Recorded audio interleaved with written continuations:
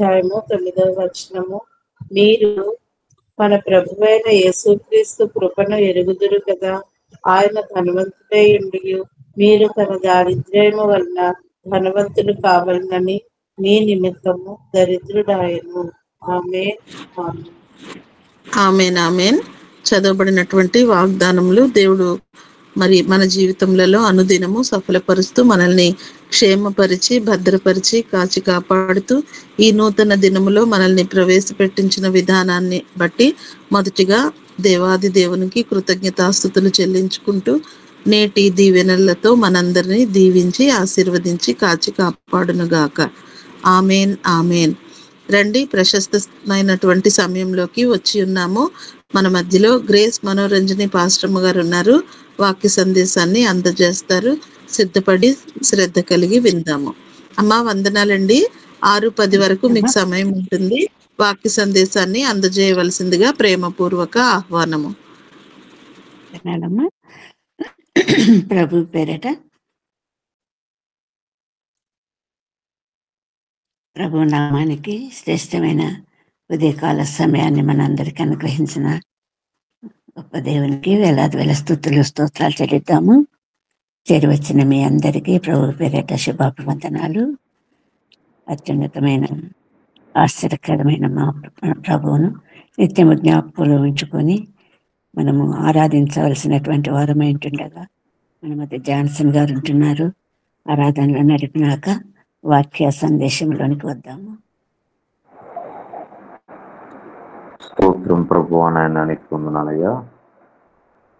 యేసయ్యా నీ మాటలు తేనె కంటే మధురము, యేసయ్యా నీ మాటలు రెండంచుల ఖడ్గము, యేసయ్యా నీ మాటలు తేనె కంటే మధురము, యేసయ్యా నీ మాటలు రెండంచుల ఖడ్గము. నీ వాక్యమే దీపము నా త్రోవకు వెలుగై ఉన్నది, యేసయ్యా నీ మాటలు తేనె కంటే మధురము, యేసయ్యా నీ మాటలు నిరపపు ఊటలు. పాడదామని అందరూ. కష్టములను నష్టములను వ్యాధులను నా వేదనలు, కష్టములను నష్టములను వ్యాధులను నా వేదనలు ఆదరించును ఆవరించును, తీర్చిదిద్ది సరిచేయును, స్వస్థపరచును లేవనెత్తును, జీవమిచ్చి నడిపించును, యేసయ్యా నీ మాటలు తేనె కంటే మధురము, యేసయ్యా నీ మాటలు జీవపు పూటలు, యేసయ్యా నీ మాటలు తేనె కంటే మధురము, యేసయ్యా నీ మాటలు రెండంచుల ఖడ్గము. నీ వాక్యమే దీపము నా త్రోవకు వెలుగై ఉన్నది. యేసయ్యా నీ మాటలు తేనె కంటే మధురము. యేసయ్యా నీ మాటలు జీవపు పూటలు. స్తోత్రం స్తోత్రం ప్రభువానికి వందనాలయ్యా. గొప్ప దేవుడా, మహాదేవుడు, నిజమైన తండ్రి, నా ప్రియ ప్రభునన్న అయ్యా, నీ మాటలు ప్రభు దేనికంటే మధురమైన ప్రభునన్న. నీ మాటలు ప్రభు రెండంచులు ఖడ్గం వంటి ఉన్నది అయ్యా. అటువంటి మాటలు మేము కలిగి ఉండడానికి, ప్రేమించడానికి, స్నేహం చేయటానికి నైనా నీతో మీ నడవల శక్తిను మాకు దయచేయం. నీకే మహిమ ఘనత స్తుతులు స్తోత్రం తెలుపుకుంటున్నాను. యేసునామములో చిన్న ఆరాధన పాదశని చేర్చుకుంటామని అడుగుచున్నాను తండ్రి. ఆమేన్. స్తోత్రం స్తోత్రం. ప్రభు నామానికి వేలాది వేల స్తుతులు స్తోత్రాలు. ఆరాధించిన జాన్సన్ గారికి ప్రభు పేరట వందనాలు. వాక్య భాగంలోనికి వద్దాము. ప్రియులారా, ఈరోజు ఏర్పరచబడినటువంటి లేఖన భాగము ఆది కాండము 2వ అధ్యాయము 15వ వచనం చదువుకుందాము. ఆది కాండము 2వ అధ్యాయము 15వ వచనము. దేవుడైన యెహోవా నరుని తీసుకొని ఏదైనా తోటను స్వేదపరచుటకును దాన్ని కాచుటకును దానిలో ఉంచెను. దేవుడైన యెహోవా నరుని తీసుకొని ఏదైనా తోటను సేద్యపరచుటకును దాన్ని కాచుటకును దానిలో ఉంచెను. చేతి పని అయినటువంటి ఆదాము హవ్వలను ప్రభు అందమైన తోట, ఏదేను తోట, ఈదెన్ అనగా డిలైట్, అదే వారి గృహముగా ప్రభు అందమైనటువంటి రూపంతో అందమైన జంటగా ఏదైనా వనములో నివసించటానికి ప్రభు ఏర్పరిచినటువంటి ఒక గొప్ప ఆధిక్యత. వారికి పాపం తెలియదు, పాపపులోకి తీరు ఎరగరు.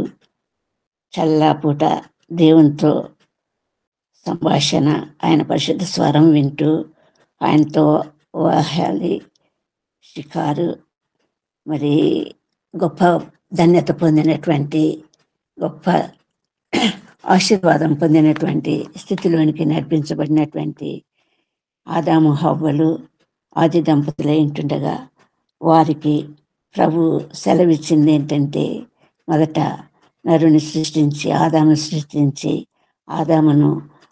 ఆదామునకు ఆజ్ఞ రూపంగా ఇచ్చినది మరి ఈ తోటను సేద్యపరిచి కావలి కాయమని. తర్వాత మనకు తెలిసినట్లుగా మరి వాక్యం అన్నది, విత్తనం అన్నది దేవుని వాక్యము. విత్తనం అన్నది దేవుని వాక్యము. దేవుడు మాట్లాడే ప్రతి మాట విత్తనంలాగా భూమిలో నాటబడి, విత్తబడి, ఫలించి, అభివృద్ధి చెంది విస్తారమైనటువంటి ఆశీర్వాదాలు కలుగజేసేటటువంటి వాక్యం అది. అది దేవుని పలుకు, దేవుని వాక్యము. ఆ వాక్యమే శరీరధారి అయి మన మధ్యకు వచ్చినటువంటి పరిశుద్ధ సత్యము. ఇక్కడ ఆదాముతో మొదట మాట్లాడుతుంటున్నాడు. ఏదైనా తోటను సేద్యపరిచి దాన్ని కాయమని చెప్తుంటున్నాడు. తర్వాత సృష్టించినటువంటి వృక్షజాలం కానీ జంతుజాలం కానీ ఆదాముకు సరైన సహకారి కాదని ఎంచి హవ్వను నిర్మించుంటున్నారు. ఇద్దరికి మరి దేవుడు మాట్లాడిన మాటలలో మరి తను నిర్మించిన ఏదైనా తోటలో ఉన్నటువంటి సకలము వారిదే ఉంటుండగా అందులో ఉన్న ఫలవృక్ష జాతులన్నిటి ఉన్న ఫలాలు వారికి ఆహారంగా ఇచ్చింటుండగా ఒక్క మంచి చెడు తెలిపే వృక్షం యొక్క ఫలాలు మాత్రము తినవద్దన్నటువంటి ఆజ్ఞరూపకమైనటువంటి మాటలు మనము చూస్తుంటున్నాము. మరి వాక్యము, దేవుని వాక్యము, దేవుని మాట విత్తనమై ఉంటున్నప్పుడు విత్తనము ఖచ్చితంగా మరి నేలను నాటబడాలంటే సేద్యం చేయబడాలి. నేల సేద్యం చేయబడాలి, దున్నబడాలి, లోతుగా దున్నబడాలి. రాళ్ళు రప్పలు సమస్తము తీసివేయబడాలి. ముళ్ళ కొంపలు తొలగించబడాలి. చుట్టూ కంచె వేయబడాలి. అందులో విత్తనము నాటినప్పుడు మాత్రమే, మరి సరైనటువంటి కాపుదల ఉన్నప్పుడు మాత్రమే ఆ విత్తనము లేకపోతే ఆ పొలము సమృద్ధిగా పంటనివ్వటానికి మరి అవకాశం ఉంది. ఏ నిర్లక్ష్యం వహించినా కూడా పంట రాబడి దిగుబడిలో మరి ఖచ్చితంగా నష్టపోవాల్సి వస్తుంది. ఇక్కడ దేవుడిచ్చినటువంటి ఆ విధిరూపకమైనటువంటి ఆజ్ఞరూపకమైనటువంటి మాటలను వారు అతి జాగ్రత్తగా భద్రపరచుకోవాల్సినటువంటి అవసరత ఉంది. అతి జాగ్రత్తగా పాటించవలసినటువంటి అవసరత ఉంది. ప్రభు మాట, ప్రభు స్వరం ప్రతిదినం వినేటటువంటి ఆ ఇద్దరు కూడా ఆ దేవుడిచ్చిన ఆజ్ఞారూపకమైన ఆ మాటలను ఖచ్చితంగా పదిలపరుచుకొని భద్రపరుచుకొని కాచి కాపాడుకుంటూ మరి దేవునికి ఇష్టమైనటువంటి జీవితాలు జీవించవలసినటువంటి అవసరం ఎంతో ఉంటుండగా మరి అక్కడ జరిగినటువంటి విషయం ఏంటంటే, సైతాను రూపకంగా సర్పము వ్యక్తిగలదై మరి తోటలో ప్రవేశించటం చూస్తుంటున్నాము. హవ్వను శోధించటం చూస్తుంటున్నాము. తినవద్దని చెప్పినటువంటి ఫలాలు తినడము చూస్తుంటున్నాము. ఫలితంగా ఆనాడే చెప్పాడు ప్రభు, ఆ పండును తిన్నడలా మీరు ఖచ్చితంగా చస్తారు అని చెప్పాడు. మరణాన్ని కొని తెచ్చుకున్నటువంటి పరిస్థితి అది. ఆదాము కూడా పాలు పంపుడు పొందినటువంటి స్థితి. ఇద్దరు కూడా శపింపబడినటువంటి వారు. మరి వారిని బట్టి నేల శపింపబడింది. అటువంటి దుర్భరమైన పరిస్థితుల్లో మరి ఖచ్చితంగా దేవుడు వారిని వెళ్ళగొట్టాల్సిన పరిస్థితి ఏర్పడి మరి వారు బయటికి వెళ్ళగొట్టబడినటువంటి స్థితి మనకు కనిపిస్తూ ఉంది. వారు ఏదైనా తోట వెలుపల భూమిని సేద్యం చేస్తూ కష్టపడి మరి ప్రభు ఇచ్చినటువంటి శాపమును బట్టి కష్టపడి చెమటోడ్చి మరి భూమిని దున్ని పంటలు పండించి వారి జీవిత యాత్ర సాగించవలసినటువంటి పరిస్థితి. అట్టి సమయంలో వారికి మొదటిసారిగా పుట్టినటువంటి కుమారులు మొదట కయీను, తర్వాత హేబేలు. మరి వారిద్దరిలో కూడా ఆ విభిన్నమైనటువంటి పరిస్థితి మనకు కనిపిస్తూ ఉంది. లక్షణాలు కనిపిస్తున్నాయి, గుణగణాలు కనిపిస్తుంటున్నాయి. అంతవరకు ప్రభువుతో జీవించినటువంటి, ప్రభు సన్నిధి సహవాసము సాన్నిధ్యం అనుభవించినటువంటి ఆదాము హవ్వలు, ఏ పాపం ఎరిగినటువంటి ఆదాము హవ్వలు ఇప్పుడు పాప లోకంలోనికి ప్రవేశించటము, శపింపబడిన నేలను స్వతంత్రించుకోవటం జరిగింది. ఈ సందర్భంలో మరి అటువంటి ఆ పాపపు స్థితి అన్నది, ఆ శాపం అన్నది, పాపం వలన వచ్చే జీవితం మరణం అన్నటువంటి ఆ శాపం అన్నది అప్పటి నుండి లోకమంతటికి ప్రతి ప్రాణికి కలిగినటువంటి ఒక శాపమై ఉంటున్నది. ఆ శాపమే కాకుండా ఆ లోబడన స్వభావం కూడా మరి మానవ లోకంలో కనిపిస్తుంటున్నది. ఆ పుట్టినటువంటి కయీను హేబేలు చంపటం జరిగింది, మనకందరికీ తెలుసు. హేబేలు ఎక్కడ అన్న ప్రశ్నించినప్పుడు, నీ తమ్ముడు హేబేలు ఎక్కడ అన్నప్పుడు మరి వాడికి నేనేమైనా కావాడనా ఇంపర్టినెంట్ ఆన్సర్. మరి ఆ లోబడనలేని స్వభావము అది నిత్యము మరి కాలాలు తరాలు సంవత్సరాలు గడిచే కొద్దీ మానవుల్లోని మరి ఆ విభిన్నటువంటి లేకపోతే ఆ దేవునికి విరుద్ధమైనటువంటి లోకరీతి ప్రవర్తన ప్రతి మనిషిలో ప్రభు చూస్తుంటున్నాడు. అందు నిమిత్తమే మరి ప్రభు ఈ లోకంలోకి రావటం జరిగింది. ఆ ప్రభు యొక్క వాక్యమే శరీరధారి మన మధ్య నివసించడానికి ప్రభు ఈ లోకంలో జన్మించినటువంటి వాస్తవికత మనందరికీ తెలుసు. మరి ఆ పరిశుద్ధత కలిగినటువంటి ఆ వాక్యము అనుదినము అనుక్షణము ప్రతి మానవుని లేకపోతే లోకమంతటిని హెచ్చరిస్తుంటుండగా ఆ హెచ్చరిక ఇప్పటికీ పెడచెవిన పెట్టినటువంటి జీవితాలు, మరి ఆ పాపపు జీవితము, లోపభూయిష్టమైనటువంటి జీవితంతో ప్రభుకు ఎల్లప్పుడూ ఆయాసము మరి కలిగించినటువంటి జీవితాలతో ప్రజల ముందుకు సాగుతుంటుండగా దీని గురించినటువంటి ఒక సంపూర్ణమైనటువంటి ఒక విడుదల విమోచన కొరకు ప్రభు ఈ లోకంలోకి రావటం జరిగింది. ఆ విడుదల విమోచన నిమిత్తము ప్రభు ప్రతి మాట విత్తబడేటటువంటి ఒక విత్తనమై ఉంటున్నటువంటి వాస్తవికత మనకు తెలుసు. ప్రభు ఉపమాన రీతిగా ఈ విషయాన్ని ప్రబోధించినటువంటి సత్యములోనికి మనం వస్తే ఒకసారి మత్తయి సువార్త 13వ అధ్యాయంలోనికి వద్దాము. మత్తయి సువార్త 13వ అధ్యాయంలో మరి ఈ విత్తువాని యొక్క ఉపమానం మనకు తెలియచేయబడుతుంది. యేసుక్రీస్తు ప్రభు స్వయంగా విత్తువాని గురించినటువంటి ఉపమానం తెలియచేస్తుంటున్నాడు. ఎందుకంటే వాక్యం అనేది విత్తబడాలి. విత్తబడినటువంటి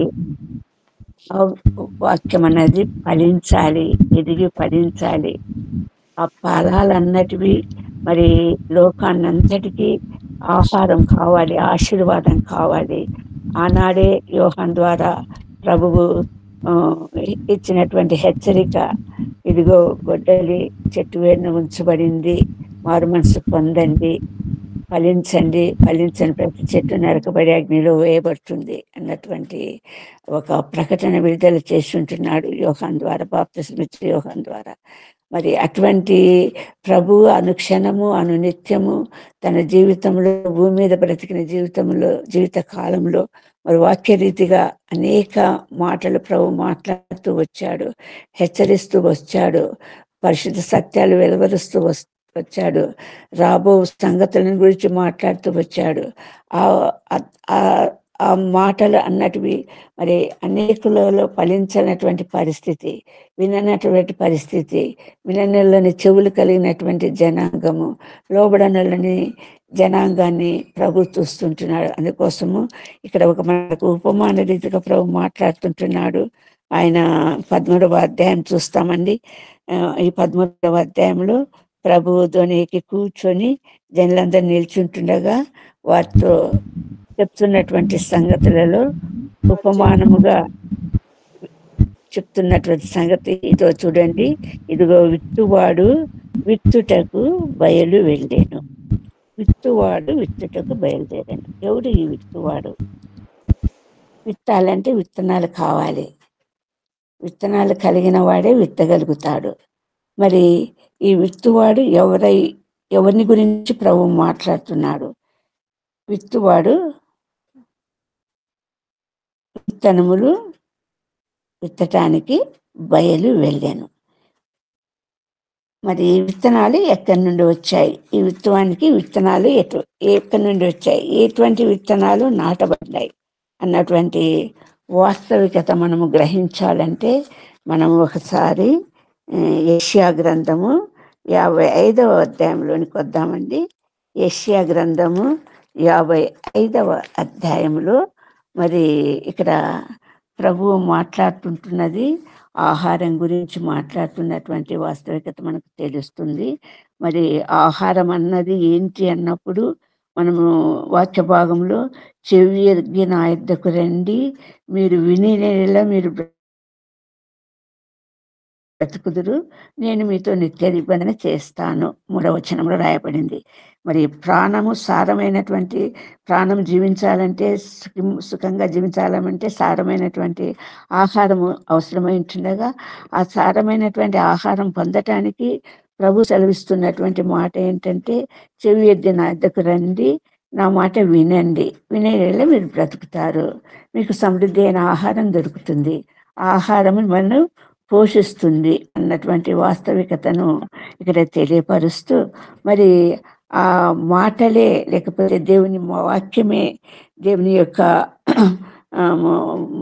ప్రతి మాట ఒక విత్తనమై ఉంటుండగా ఆ విత్తనము ప్రభువు ఎవరికి ఇవ్వదలిచాడు, ఎవరు విత్తటానికి మరి అవకాశం ఉంది అన్నటువంటి విషయానికి మనం వస్తే, ఇక్కడ ప్రభు చెప్తున్నటువంటి మాటలు 55వ అధ్యాయంలోనే మరి ప్రభు చెప్తున్నటువంటి మాటలు ఏంటంటే, 6వ వచనం మనం చదివితే, యెహోవా మీకు దొరుకు కాలమందు ఆయనను వెదుకుడి, ఆయన సమీపంలో ఉండగా ఆయనను వేడుకొనిడి, భక్తిహీనులు తమ మార్గమును విడవవలెను, దుష్టులు తమ తలంపులను మానవలెను, వారు యెహోవా వైపు తిరిగిన ఆయన వారి యందు జాలిపడును. మరి ప్రభు ఎటువంటి వారిని కోరుతుంటున్నాడంటే, ఎటువంటి వారిని పిలుస్తున్నాడంటే, మారు మనసు పొందగలిగినటువంటి వారిని, ప్రభు ప్రతి మాటను అంగీకరించి ప్రభునందు విశ్వాసమించి తమను తాము సంపూర్ణంగా ప్రభుకు అప్పగించుకొని ఆయన మాటల ఎడల శ్రద్ధ కలిగినటువంటి వారుగా, మారిన మనసు కలిగినటువంటి వారుగా ఉండవలనన్నటువంటి మొదటి ఆంక్ష ప్రభు పెడుతుంటున్నాడు. ఇక్కడ ప్రభు ఇచ్చేటటువంటి విత్తనాలు ఎవరు ఇస్తారంటే ప్రభువే ఇస్తాడు. ఆ విషయము మనకి ఎక్కడ కనిపిస్తుందంటే, మరి 10వ వచనము చూస్తే అదే 55 యెషయా 55 10వ వచనం చూస్తే, వర్షమును హిమమును ఆకాశమును విత్తి అక్కడికి ఎలాగ మరలక భూమిని తడిపి విత్తువానికి విత్తనమును భుజించువానికి ఆహారమును కలుగుటకై అది చిగుర్చి వర్ధిల్లునట్లు చేయును, అలాగే నా నోట నుండి వచ్చు వచనమును ఉండును. ఆమేన్. ఆమేన్, ఆమేన్. మరి ప్రభు ఏమంటున్నాడంటే, విత్తువానికి విత్తనాన్ని, ఆ విత్తనము ఫలించటం ద్వారా వచ్చేటటువంటి ఆహారము భుజించువానికి కలుగునట్లుగా ఆ విత్తనము చిగిర్చి వర్ధిల్లి పెద్ద మాకై పుష్పించి ఫలించి ఆహారాన్ని ఇవ్వటానికి ఎలా ప్రభు ఏర్పరిచాడో అలాగే నా నోట నుండి వచ్చు వచనం ఉండును అంటున్నాడు. ప్రతి మాట ప్రతి వాక్యం కూడా మరి అది ఒక విత్తనం అయ్యి, ఆ విత్తనం ఎవరికి ఇస్తుందంటే విత్తువానికి ఇస్తుంది. ఆ విత్తువాడు ఎవరై ఉండాలి? ఎటువంటి వాడు విత్తగలుగుతాడు? దేవుని విషయములో సంపూర్ణంగా అంగీకరించాలంటే, ప్రభువును తన రక్షకునిగా అంగీకరించాలంటే మొట్టమొదట మారు మనసు కలిగిన వాడు కావాలి.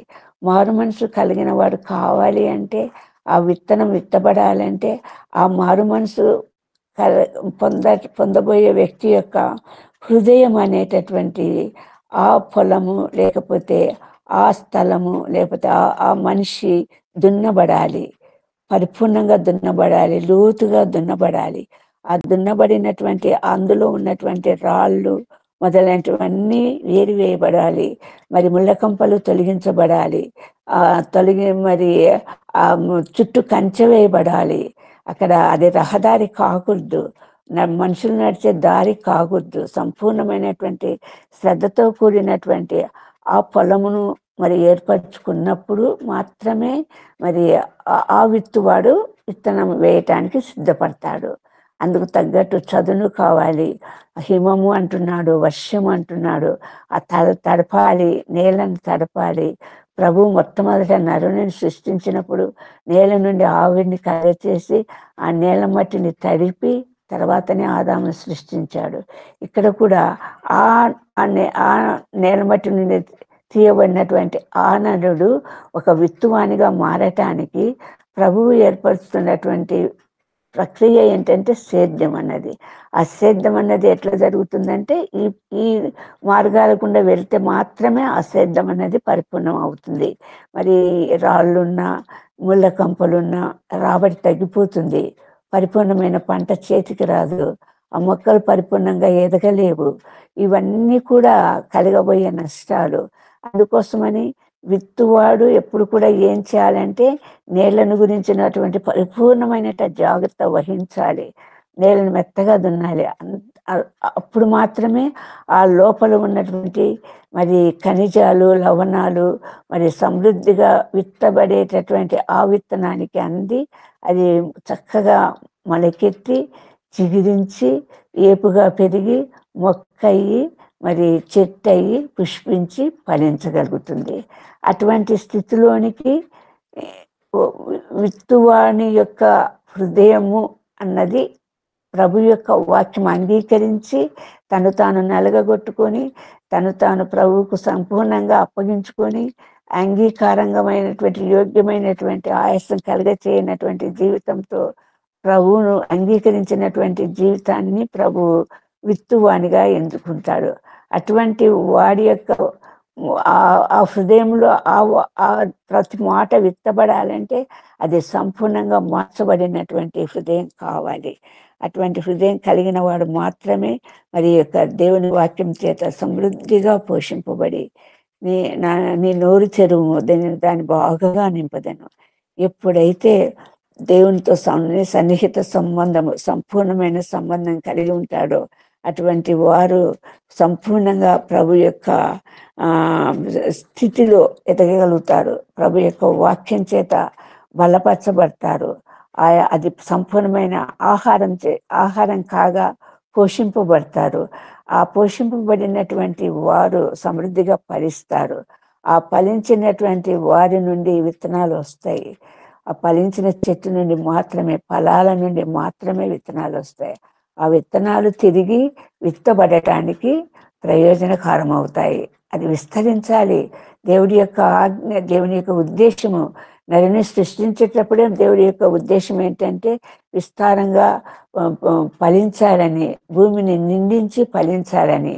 ఆ నిండించి ఫలించటం అన్నది మరి ఇహలోక సంబంధమైనటువంటి సంతానం అన్నటువంటి ఉద్దేశము ఇహలోక సంబంధం అయితే, ఆత్మీయ సంబంధమైనటువంటి ఉద్దేశం ఏంటంటే, ఆత్మీయ సత్యం ఏంటంటే ఆత్మీయంగా సమృద్ధిగా ఫలించాలి.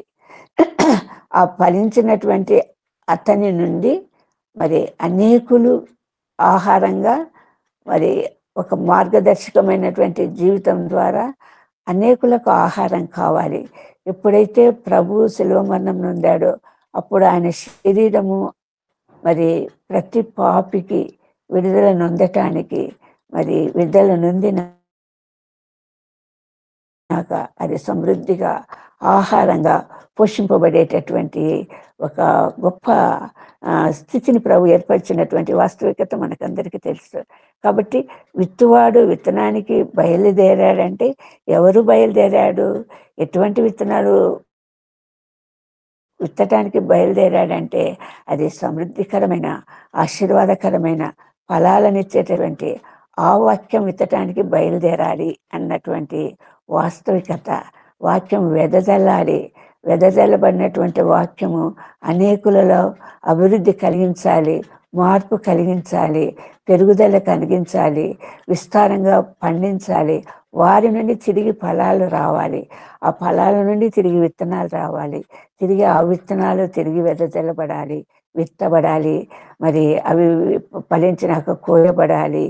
మరి ఈ ప్రక్రియ అంతా కూడా ప్రభువు సేద్యం అనే ప్రక్రియ ద్వారా ప్రభు ఎందుకు ఆనాడు ఆదాముకు సేద్యము చేయమన్నాడు, కావలి కాయమన్నాడంటే ఆయన యొక్క ఉద్దేశము ఆదాము నుండి ఆ ప్రక్రియ ఆరంభించాలని.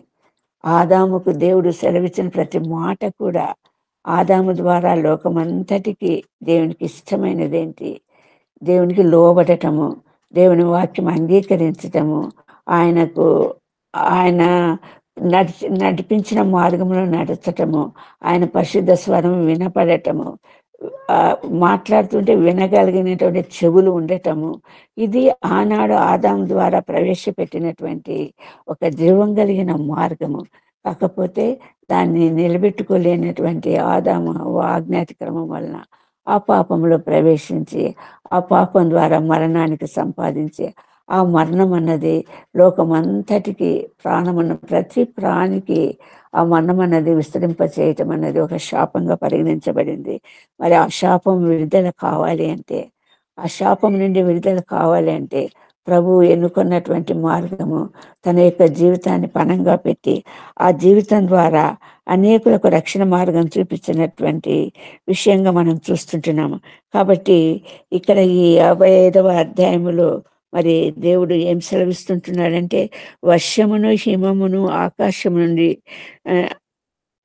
అక్కడికి ఎలాగో మరలక, వచ్చిన హిమము కానీ వచ్చిన వర్షం కానీ తిరిగి మరలిపోదు.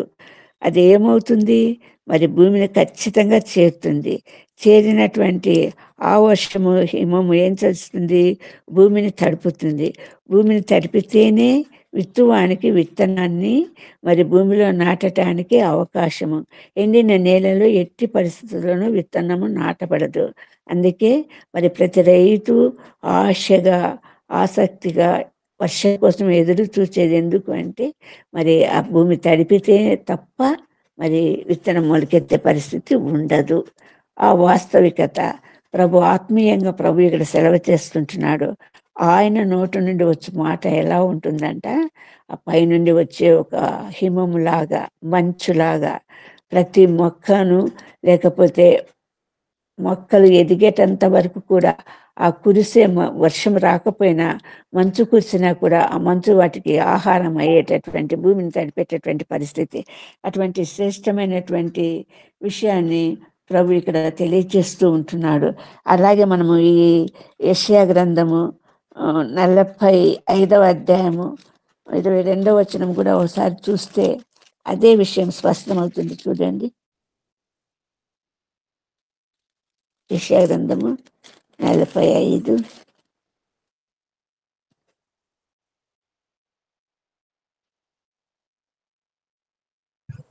నేను నీకు ముందుగా పోవచ్చు, మెట్టగా నున్న స్థలములను సరళము చేసేదను, ఇత్తడి తలుపులను పగలగొట్టెదను, ఇనుప గడియలను విడగొట్టెదను. ఆమేన్. ఆమేన్, ఆమేన్. మరి ఇక్కడ 23వ వచనం కూడా ఒకసారి చదవండి. 22 కూడా చదవండి ఒకసారి. భూ దిగంతముల నివాసులారా, నా వైపు చూచి రక్షణ పొందుడి.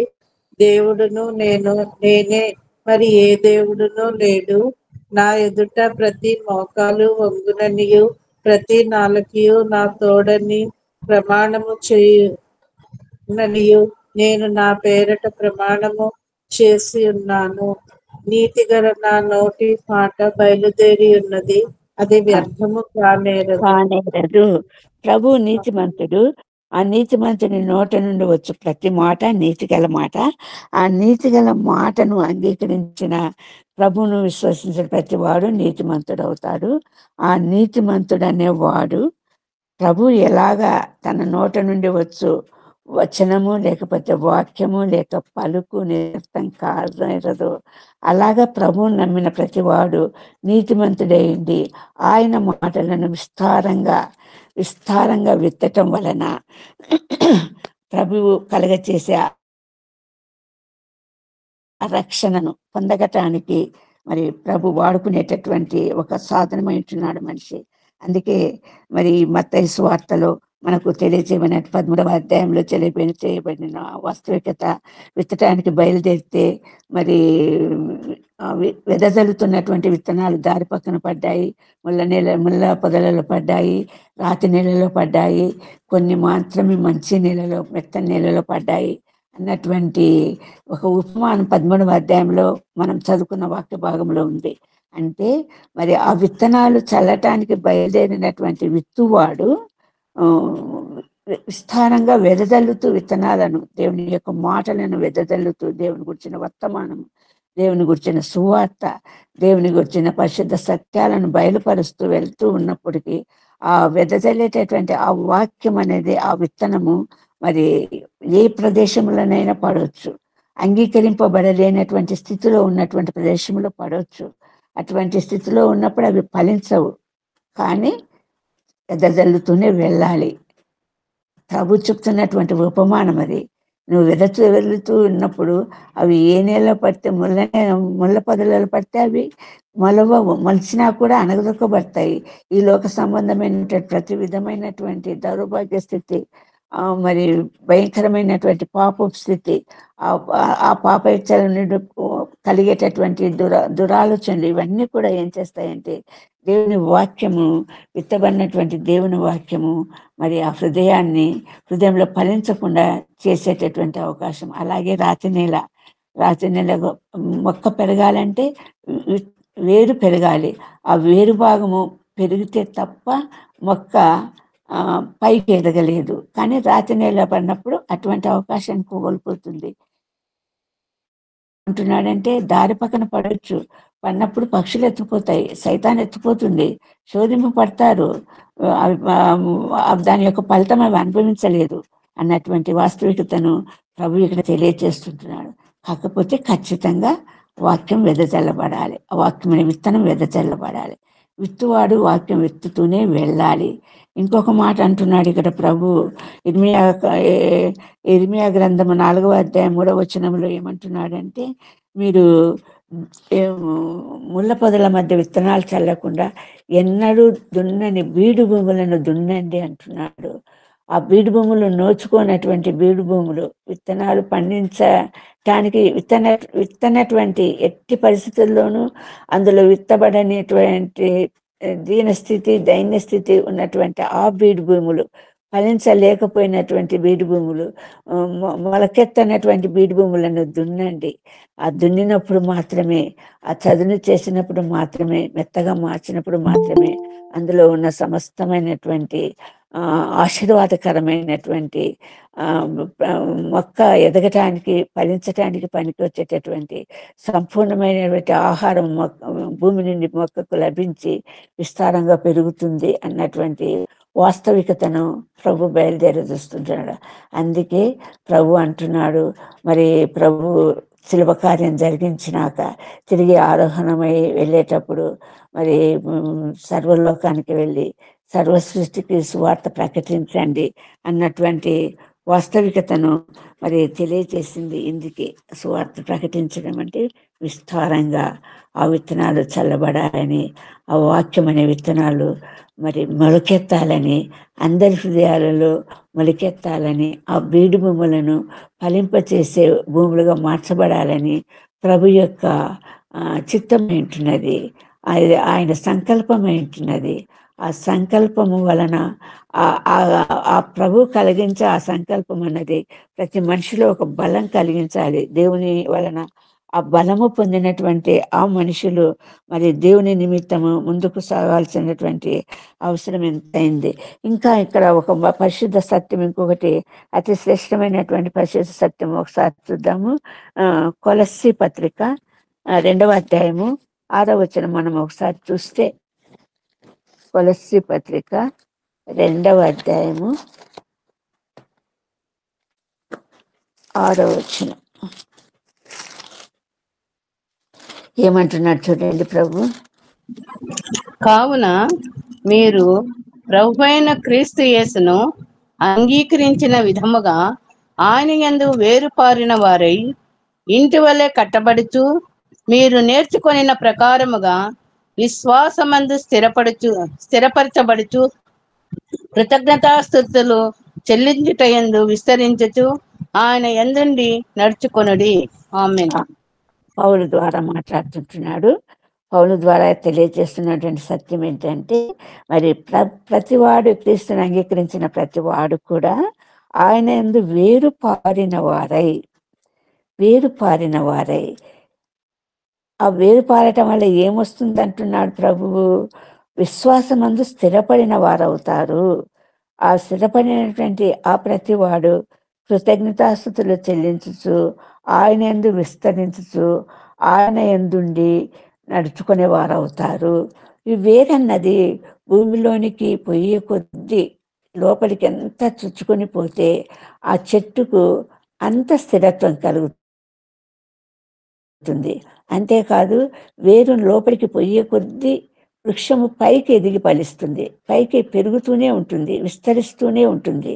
కాబట్టి వేరు పారిన వారై స్థిరమైనటువంటి జీవితము అంటే విశ్వాసమందు నిలకడగా ఉండి స్థిరమైనటువంటి జీవితంలో మీరు ముందుకు సాగితేనే అస్థిరత, వేరు పురుగు చేరి వృక్షము చెరుచురా అన్నటువంటి వేమన పద్యం ఉంది.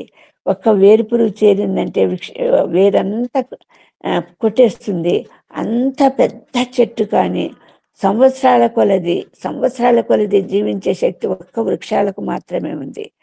ఆ విస్తరించే వృక్షంలో ఏదో దేశంలో నాకైతే గుర్తు రావటం లేదు, కానీ ఆ చెట్టు త్వరలో నుండి రోడ్డు వేయబడినటువంటి దేశం ఒకటి ఉంది. అంటే సంవత్సరాలు గతించే కొద్దీ ఎన్ని సంవత్సరాలు గతించినా ఆ వేరు లోపలికి పెరుగుతూ ఉన్నటువంటి పరిస్థితి ఉన్నప్పుడు ఖచ్చితంగా ఆ చెట్టు జీవిస్తూనే ఉంటుంది, పైకి ఎదుగుతూనే ఉంటుంది, విస్తరిస్తూనే ఉంటుంది, ఫలిస్తూనే ఉంటుంది. అటువంటి జీవితాలు మరి ప్రభువునందు విశ్వసించిన వారు వేరు పారిన వారై, అదే ఎఫెసీ పత్రిక 3వ అధ్యాయం 15వ వచనంలో కూడా అదే రాయబడింది. స్థిరులై ఉండండి, బలవంతులై ఉండండి, మరి అస్థిరులై ఉండకుండా ప్రభు వాక్యం హెచ్చరిస్తూ ఉంది. అటువంటి వారు మాత్రమే విత్తటానికి మరి బయలుదేరినటువంటి విత్తువాడు విత్తటానికి బయలుదేరను అన్నప్పుడు అటువంటి విత్తనాలు విత్తటానికి, దేవుని యొక్క పరిశుద్ధ సత్యాలు బయలుపరచడానికి, విస్తారంగా దేవుని యొక్క వాక్యం ప్రకటించటానికి బయలుదేరగలిగిన వాడు మరి విత్తనాలు కలిగిన వాడు. ఆ విత్తనాలు కలిగితే తప్ప విత్తువాడు విత్తనాలు వేయలేడు. ఆ విత్తనాలు ఎక్కడి నుండి వస్తాయంటే అవి ప్రభువు నుండి సమృద్ధిగా దొరికించే, ప్రభుతో పరిపూర్ణమైన సహవాసం కలిగినటువంటి వారు, ప్రభు సన్నిధి సంపూర్ణంగా అనుభవించేటటువంటి వారు, ప్రభుతో ఏకత్వము కలిగిన వారు, ప్రభుతో అటువంటి వారు మరి విత్తటానికి దేవుని యొక్క పరిశుద్ధ సత్యాలను మరి చేత పట్టుకొని వెదజల్లుతూ ముందుకు వెళ్ళేటటువంటి ఒక ఆధిక్యత ప్రభు అనుగ్రహిస్తుంటున్నాడు ప్రభువును విశ్వసించిన వారికి. అందుకే ఈ లోకంలో ఉన్నటువంటి ఏదేను వనంలో ఉన్నటువంటి ఆ మంచి చెడునిచ్చే వృక్ష ఫలాలు తినవద్దని తిన్నందుకు శపించినటువంటి ఆ ప్రభువే పరదేశంలో ఉన్నటువంటి ఆ ఎదిన తోటలో ఆ వృక్ష ఫలాలను భుజింపనెత్తును అంటున్నాడు. ఇక్కడ ఆజ్ఞ మితిమీరినందు లోబడ నల్లకపోయినందువలన శపించబడి ఉంటున్నారు.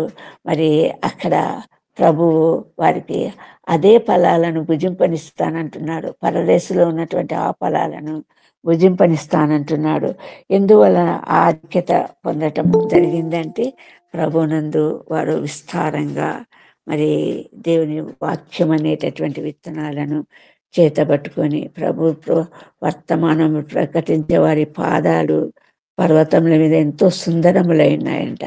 ప్రభువును గురించినటువంటి సమస్తం ఎల్లప్పుడూ ఒక మాదిరి జీవితము, ప్రభువును ప్రతిఫలింప చేసేటటువంటి జీవితము, ప్రభు పోలినటువంటి జీవితము, ఎంత సాధ్యమైతే సంపూర్ణమైనటువంటి జీవితము, ఆ నీతియుక్తమైనటువంటి జీవితము. ఆ ప్రభు నీతిమంతుడు కాబట్టి ఆయనను నమ్మిన ప్రతి వారు నీతిమంతులుగా తీర్చబడతారు అన్నటువంటి వాస్తవికత మరి అది నెరవేర్పు ఎప్పుడు జరుగుతుందంటే సంపూర్ణంగా ప్రభులో ఉన్నప్పుడు మాత్రమే జరుగుతుంది. ఆ ఉన్నటువంటి జీవితము మరి ముందుకు సాగాలి, ప్రభు వచ్చి పర్యంత ముందుకు సాగాలి. అందుకే సర్వలోకానికి వెళ్ళి సర్వ సృష్టికి సువార్త ప్రకటించండి అని ప్రభు ఆరోహణమై వెళ్ళేటప్పుడు ఇచ్చినటువంటి ఒక వర్తమానం. అది అందరికీ అందచేయబడాల్సినటువంటి పాటించవలసినటువంటి వర్తమానం అది. కాకపోతే అది పాటించడానికి మరి దానికి ఉన్నటువంటి యోగ్యత, ప్రభు అనుగ్రహించినటువంటి విధి విధానము, సంపూర్ణమైనటువంటి ఆ జీవిత శైలి, ఆ ప్రతి మాట కూడా ఒక కట్టడలాగా సంపూర్ణంగా అంగీకరించి అనుసరించి ప్రభు విషయంలో ముందుకు సాగగలిగినటువంటి జీవితాలకు మాత్రమే ప్రభు గొప్ప ఆధిక్యతనివ్వటానికి సిద్ధపడి ఉంటున్నాడు. ఆ పరదేశంలో ఉన్నటువంటి ఆ మంచి చెడుల జీవవృక్ష ఫలాలను భుజింపనిత్తునంటున్నటువంటి వాగ్దానము మనము నిత్యము జ్ఞాపకంలో ఉంచుకొని ప్రభు ఏమి ఆజ్ఞాపించాడు, ఏం చేయమన్నాడు, ఏమి ఆచరించమన్నాడు, ప్రభు కోసం మనమేం చేయాలి, ఆయన త్యాగము, ఆయన చూపిన మార్గము, ఆ సత్యమైనటువంటి మార్గము, జీవమైనటువంటి మార్గంలో ముందుకు నడుస్తూ వెళ్ళగలిగినటువంటి స్థితిలో ఎటువంటి అవరోధకాలు, ఎటువంటి కష్టాలు నష్టాలు వచ్చినా కూడా స్థిరులై ఉండండి, బలవంతులై ఉండండి, బలం పొందిన వారై ఉండండి అని ప్రభు అభయం ఇస్తుంటున్నాడు. మరి ధైర్యాన్ని ఇస్తుంటున్నాడు ముందుకు సాగమని. మరి అనుక్షణము మరి మనల్ని కాచేవాడుగా, మనకు దాగుచోటుగా ఆయన ఉండి అనుక్షణము కాపాడుతూ ఉన్నప్పుడు మరి ప్రభువుకు అంగీకారమైనటువంటి మన నోటి మాటలు, మన హృదయ ధ్యానము ఎల్లప్పుడూ ఆయన దృష్టికి అంగీకారం కావాలని ప్రభు ఆశిస్తుంటున్నాడు, కోరుకుంటున్నాడు. ఆ ప్రభు మన నోట నుంచినటువంటి ఆ నోటి మాటలు, ఆ మాటలు మన నోట ఉంచినప్పుడు అవి సంపూర్ణమైనటువంటి ఆ పరిశుద్ధ సత్యాలను ప్రకటించేటటువంటి మాటలుగా ఉండాలి, విస్తారంగా ప్రకటించబడాలి. అనువుగాని చోట, అనువైన చోట ఎక్కడ ప్రకటించటము అవసరమైతే అక్కడ ప్రకటిస్తూ పోతే ఫలింపచేవాడు ఆయనే. విత్తనము నాటే పని మనది. నారు పోసిన వాడు నీరు పోయాడు అంటారు. నీరు పోసేవాడు ఆ భగవంతుడే, ఎదగనిచ్చేవాడు ఆ భగవంతుడే. ఆ జీవజలపు ఆ కాలువ, ఆ నీరు అన్నది నిత్యము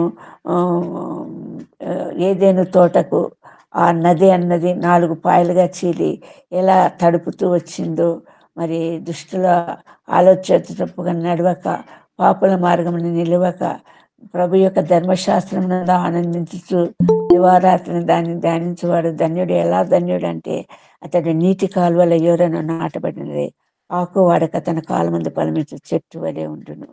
అది పొందలేకపోయారు ఎవరు? ఆదాము హవ్వలు.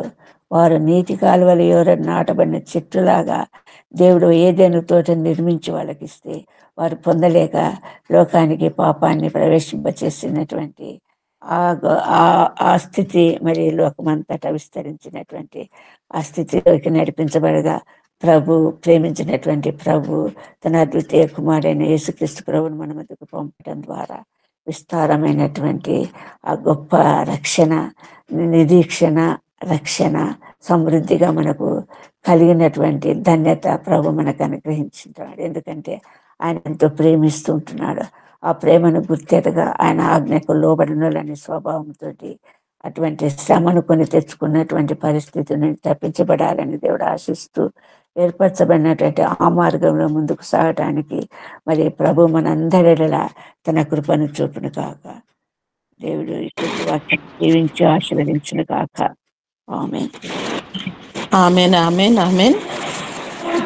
శ్రేష్టమైనటువంటి వాక్య సందేశాన్ని వినిపించిన గ్రేస్ మనోరంజని పాస్టమ్మ గారికి వందనాలు. మనం అనుదినము 12 రాష్ట్రాల కొరకు ప్రార్థన చేస్తూ వస్తున్నాము. ఈ దినము కూడా మనము ప్రార్థన చేద్దాము. అలాగే ముగింపు ప్రార్థన చేసుకుందామండి. సర్వోన్నతుడ, కృపామయుడ, దయగల తండ్రి, గొప్ప దేవ, నీకు వందనాలు. దేవ, ఇంతవరకు చెప్పబడినటువంటి వాక్యము నాయన మేము విని శ్రద్ధ కలిగి వాక్యానుసారమైనటువంటి జీవితాన్ని మేము అవలంబించే శక్తి సామర్థ్యాల్ని మాకు అనుగ్రహించమని ప్రార్థిస్తున్నాం తండ్రి. వాక్యము చెప్పినటువంటి అమ్మగారిని నీ చేతులకు అప్పగించుకుంటున్నాం ప్రభువా. ఇంకా బహుగా దీవించండి, ఆశీర్వదించండి. విన్నటువంటి ప్రతి ఒక్కరిని దీవించండి, ఆశీర్వదించండి. కార్యక్రమానికి హాజరైనటువంటి అవుతున్నటువంటి మధ్యలో లెఫ్ట్ అయినటువంటి వారందరికీ నాయన నీవే కాపుదల, భద్రత ఏర్పాటు చేయమని ప్రార్థిస్తున్నాం తండ్రి. మహిమ, ఘనత, ప్రభావాలు మీరొక్కరే పొందుకొనమని యేసుక్రీస్తు పుణ్యనామంలో అడిగి ప్రార్థించి వేడుకొనుచున్నాము తండ్రి. ఆమేన్. ఆమేన్. పరలోక ప్రార్థన చెప్పుకుందామండి.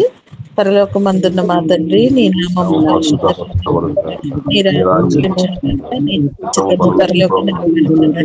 భూమి అందులో నెరవేరునుగాక. నేడు మాకు దయచేయము. మన సోదరుల వీడి నుండి తప్పించుకుని రాజ్యము, బలము, మహిమ నిరంతరము నీవే ఉన్నవి. ఆమేన్. ఆమేన్. ఆమేన్. ఆమేన్. ఆమేన్. ఈ సమయంలో మరి ఆశీర్వాదం విడుదల చేస్తారు అమ్మగారు. కన్నులు మూసుకుందామండి. అమ్మ, ఆశీర్వాదం ఇవ్వండి.